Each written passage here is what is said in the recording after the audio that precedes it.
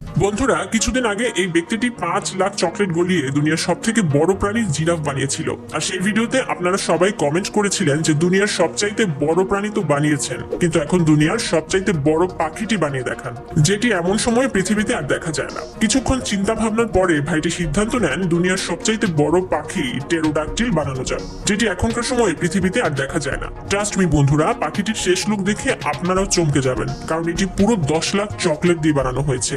এই পাখিটি দেখতে যেন অনেকটা রিয়েল লাগে, সেজন্য পাখিটি বানাতে ভাইটি প্রায় 12 দিন সময় লেগেছিল। কিন্তু বন্ধুরা, আপনাদের এই ভিডিওটি লাইক ও চ্যানেলটি সাবস্ক্রাইব করতে 1 সেকেন্ডও সময় লাগবে না, সুতরাং একটি লাইক ও সাবস্ক্রাইব অবশ্যই করবেন। আর খাবারের ক্ষেত্রে আপনাদের চকলেট বেশি পছন্দ নাকি কেক বেশি পছন্দ অবশ্যই জানাবেন। তো গাইস, ফাইনালি আমাদের পাখিটি তৈরি হয়ে গিয়েছে, আর আপনারা দেখতেই পাচ্ছেন কতটা অসাধারণ লাগছে পাখিটিকে দেখতে।